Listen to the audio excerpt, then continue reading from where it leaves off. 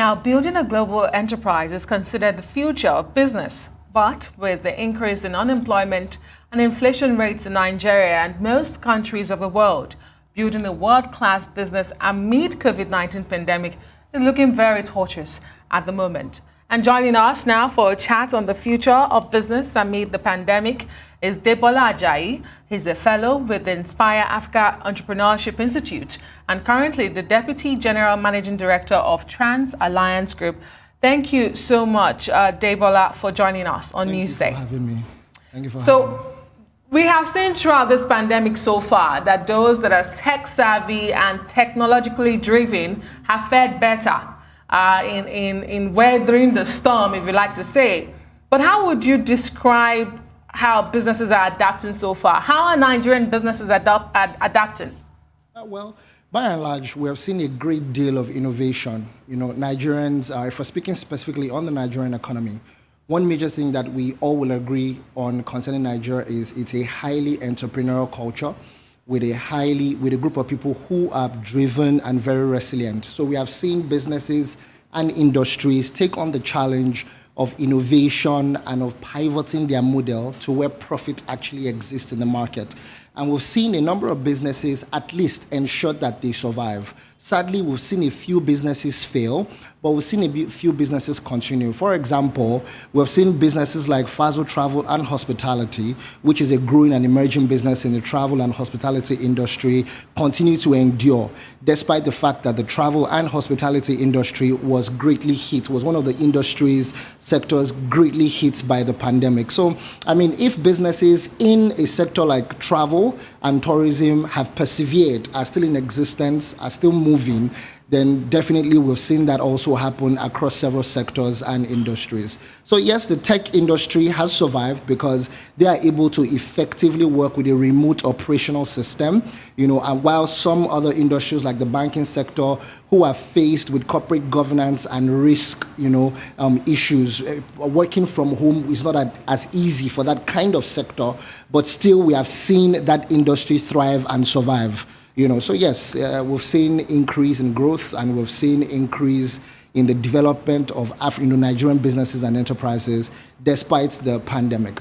Yes, you say despite the pandemic, and let's consider what were some of the challenges, the spanner the pandemic threw in the works in terms of the entrepreneurial space in Africa and particularly in Nigeria. And as my colleague Adesua referred, what can we learn from the businesses like the tech industries that thrived and maybe even the youth-driven industries? What lessons can we draw from them?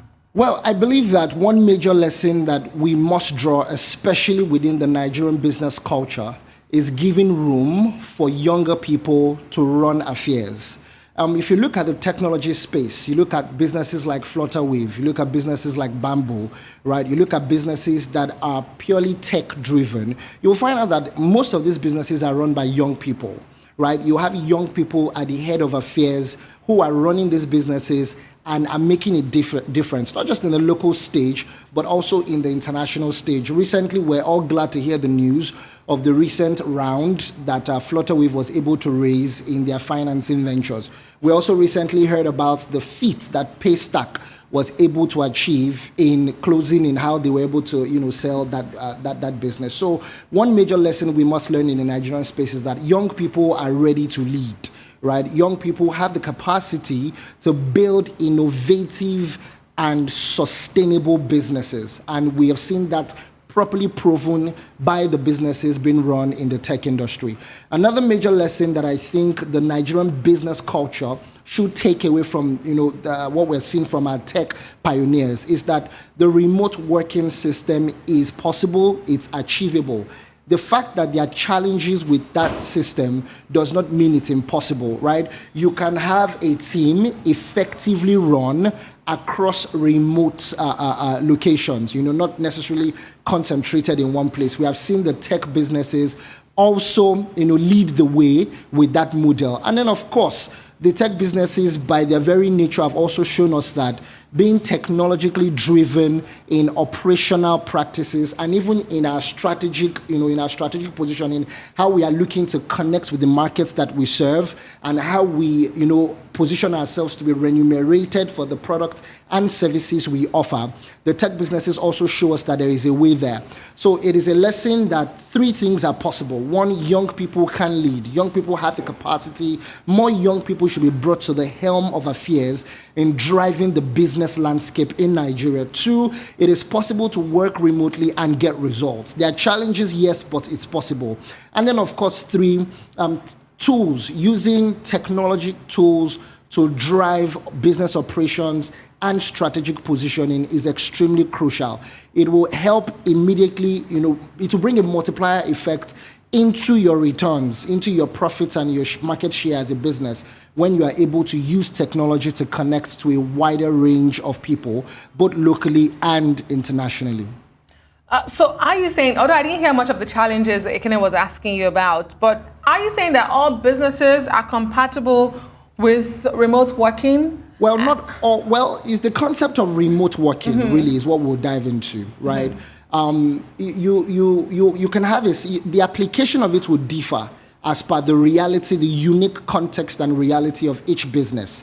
But the concept of the fact that, look, you can build a work culture that is focused on results and less on micromanaging. That in itself is an application of remote working, right? Enabling people within specific teams to make specific decisions that directly affects the growth and profitability of that business. So that's one way that you can apply the remote working structure. But look, whether we like it or not, the pandemic happened.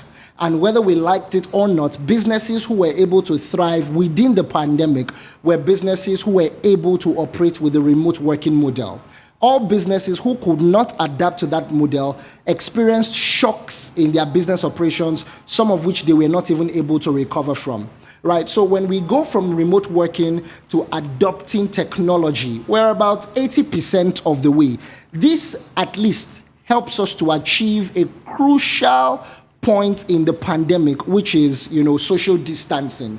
The less people you have in an environment, then the more realistic and possible it is to achieve social distancing. So if you're able to design within your system the functions that can be successfully done remotely, which will mean adopting a culture where there is less physical control, more deliverables driven, via technological tools. If you're able to achieve that, then you'll find out that it becomes easier to adopt social distancing, where whatever number of people now need to be physically in a location to make that business work, that's adoptable. You're able to cater to those number of people without exposing people to unnecessary risks, as it were. Okay, maybe I was...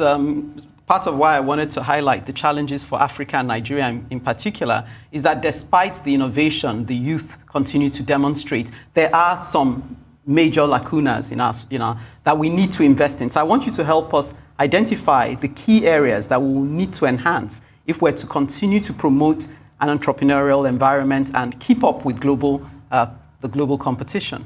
There are certain sectors that speak for themselves. One that we've been talking about is technology. Nigeria must open up to adopting more room for businesses that are technology driven and that are technology focused, right? So policies that make it easier for us to operate in that field is important. Where we also, there's a great conversation about this. Some people are for it, some people are against it. Both sides of the argument have their merit, but we do know that the CBN released a circular recently that banned the participation of Nigerian, banking and non-banking financial institutions in the crypto market. The major argument for those who are for that, who are against that circular, is when you look at what is going on in the rest of the developing world, where you see established business tycoons like Elon Musk put the billions of dollars in that sector that they did.